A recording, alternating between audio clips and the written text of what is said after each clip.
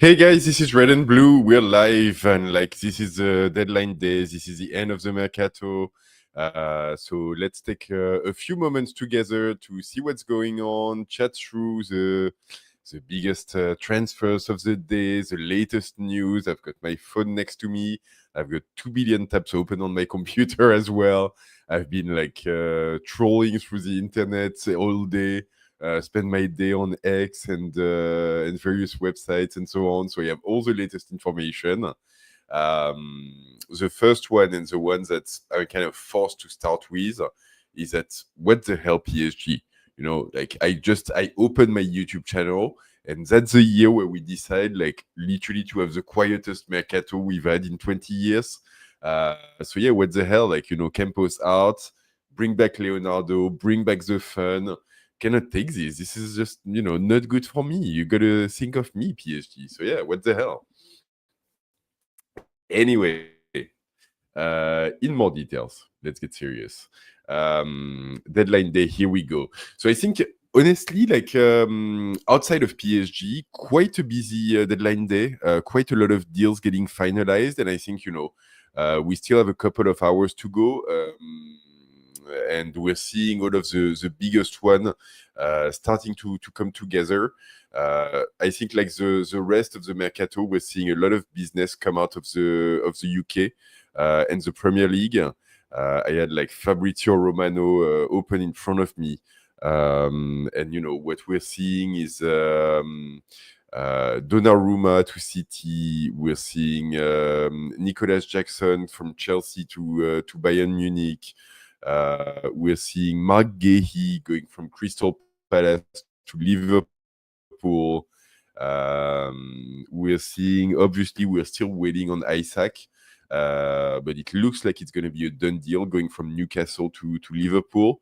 We're seeing Buonanotte getting loaned to Chelsea for some reason, which I literally cannot understand. So yeah, lots of things going on.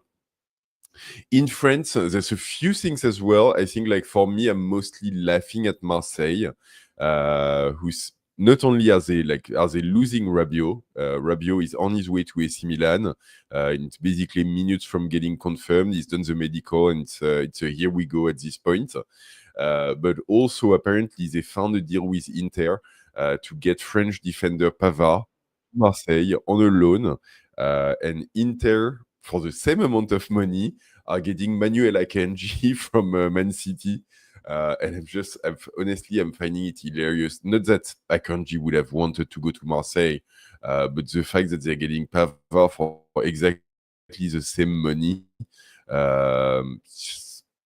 Man, how are you managing your stuff? It's just it's not possible. So Inter is probably laughing their asses off, thinking they've upgraded their defense, literally, they've gotten a player who's X times better without putting in any more money. Yeah, thank you, Marseille. Apart from this, there's been a couple of interesting deals coming out of Paris FC.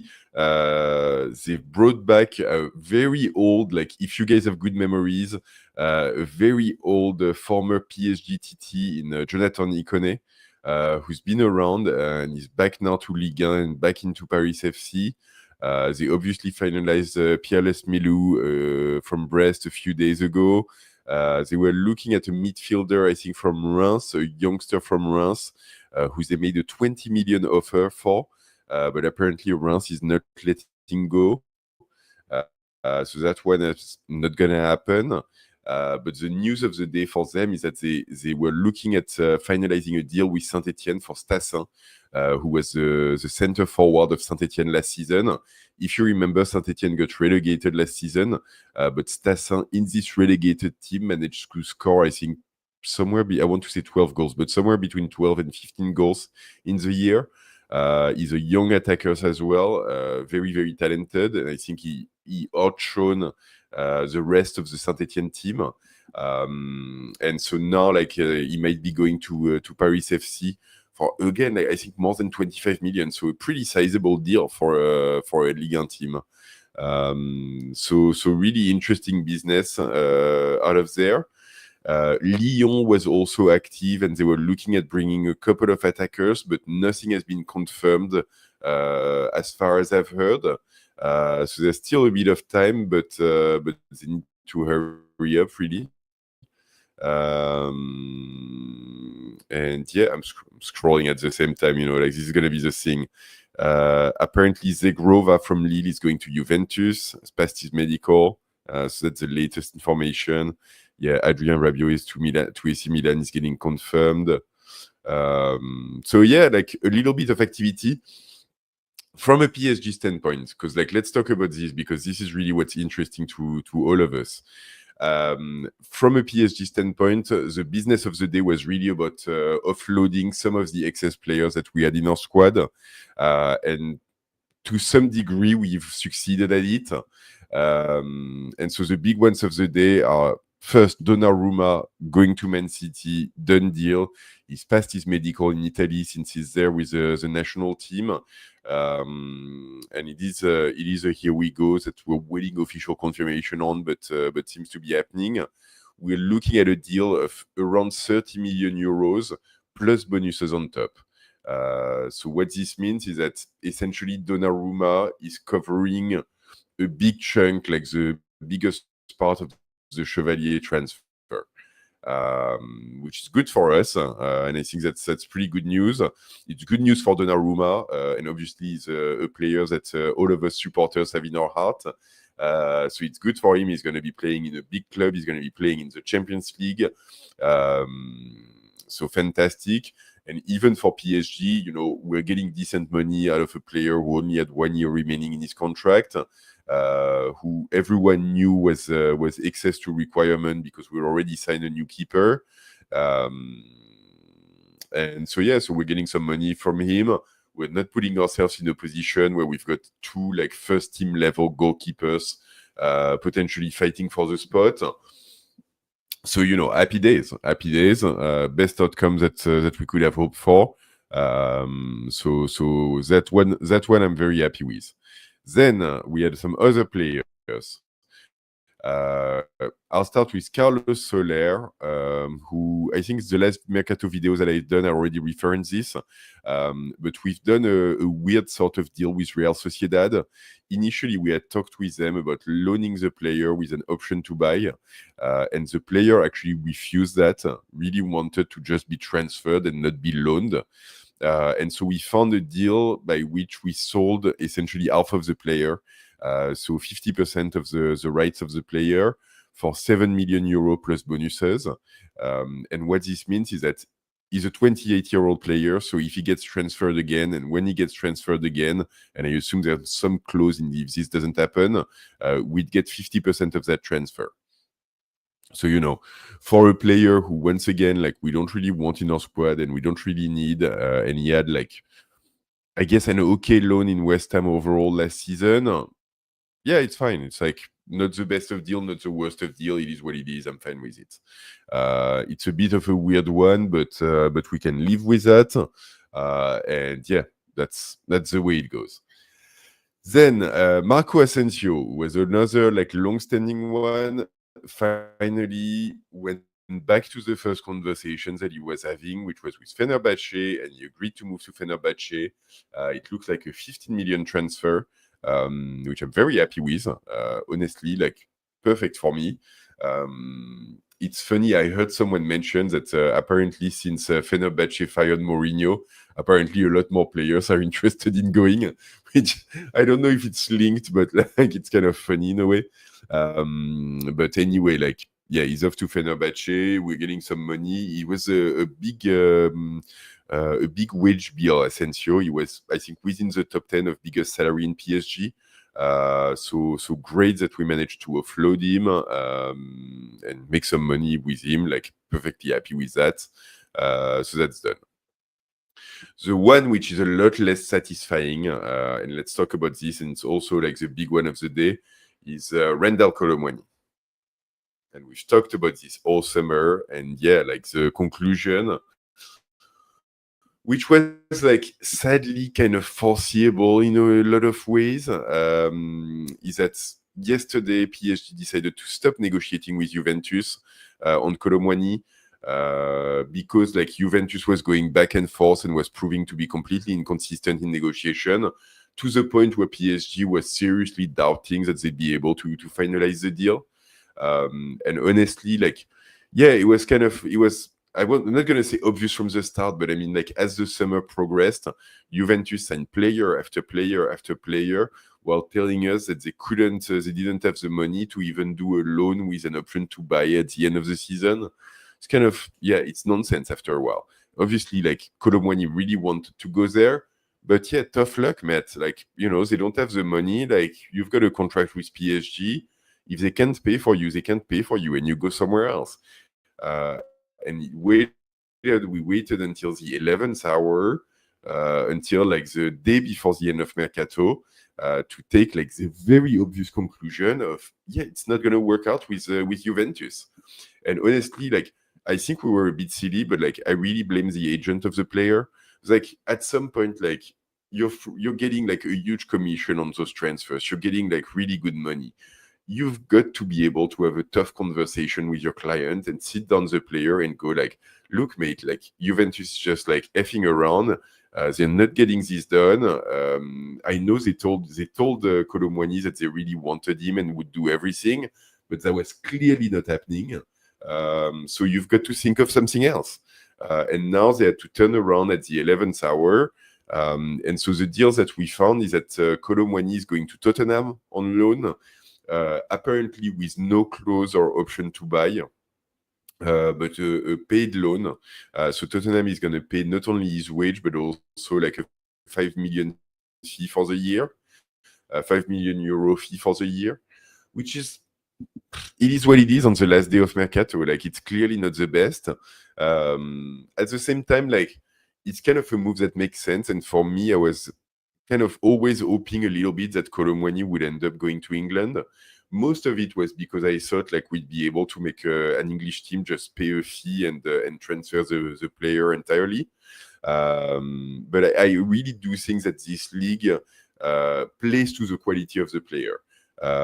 He's fast, he's physical, he can play in like intense football. He was very successful in Germany, where like also like, the ball goes back and forth all game very quickly. So I can definitely like see him be successful in England. I think in Tottenham as well, like we faced them in the Super Cup, and I think like with the new coach that they have, they beat Man City last weekend. Not this weekend, the weekend before, so like 10 days ago. They almost like beat us, and ultimately like we went to penalty, but we drew. They just recruited Xavi Simon as well. They've got Richarlison in attack. They've got Kudus in attack. So they've got a few quality players, but they also like they definitely have room for a player like Colomwani to come in and be successful and make an impact and get some serious playing time and really show off his skill. In a team where, with the new coach and the new way of playing and what it looks like they've been starting to do, I wouldn't be surprised to see them like performing higher than expected. And like, it could be a year where Tottenham ends up in a European qualifying place in England, or definitely a top half finish in the Premier League, which would be interesting. They're going to be playing in the Champions League as well. I really, really hope that for once we didn't make any mistake and included the clause so he cannot pay against us. But we'll see about this. Usually we don't, so I'm not going to hold my breath on this one, but it'd be good. But so it's a last day of the Mercato deal. It's far from ideal. I would have preferred to get like 60 million euro up front, or like a loan with an automatic option to buy triggered at the end of the season. But at least, it's a player that we don't want, who's going to get some football in a place where like he's going to be wanted and needed, and where the football actually is in line with his skill set. So yeah, it could be a lot better. It could be also a lot worse. So that's kind of where we are with PSG. We're not expecting any last-minute deals of player coming in. Sadly, that's kind of done. So I think at this point we can really start debriefing and looking at what we've done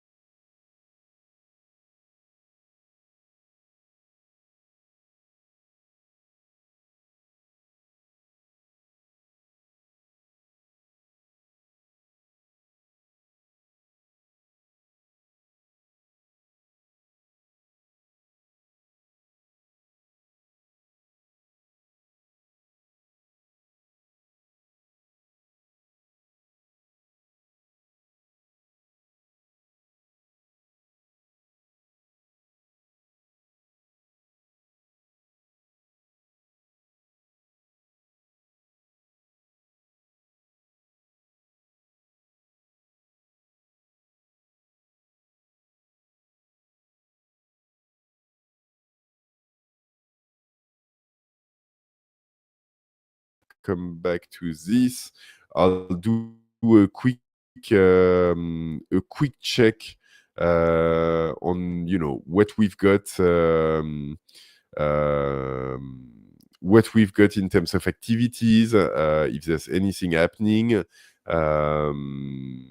But yeah, like at the same time, yeah, like what do we have? Let me check. Yeah, Mikotadze officially leaving to Lyon for Villarreal.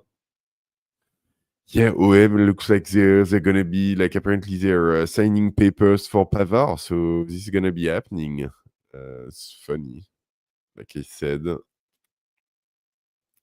Not a whole lot otherwise. Let me check Fabrizio Romano because he's this is where Mercato is happening. Yeah, no, nothing new. Gondogai confirmed going to Galatasaray. Mentioned that earlier. Igor to Crystal Palace, not happening. Don't really care. Yeah, no, that's about it. So I think all of the biggest deal, like we've mentioned them. I think they're gonna get finalized. There's still a couple of hours going on in Mercato world anyway. And yeah, sadly, like no more business for PSG, guys. Like I'm a bit sad. I was kind of hoping against all hope that we would have a last minute like surprise. But yeah, like this is just not happening. We'll just have to be happy with getting our excess players sold, and so this is the way of the last day. Anyway, I'm kind of going to close it here. I think we've touched base on everything that's going on. Let me know in the comment because this video is going to be posted on YouTube anyway. So if you're watching this, like, let me know what you think of this Mercato.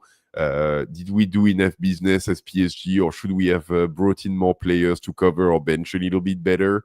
How we hopeful for more moves in January and maybe a Kvara style arrival at that point in the season. And then, like in terms of world football, like what's the deal of the year for you, and what's the move that's really gonna impact world football and gonna make a difference for the team that got it. Let me know what you think. Thanks so much for watching. Also, like leave a comment. Please subscribe to the channel as always. It really massively helps. Quite happy with the little community that we have. So yeah, let me know in the comment what you think. And don't forget, ici c'est Paris!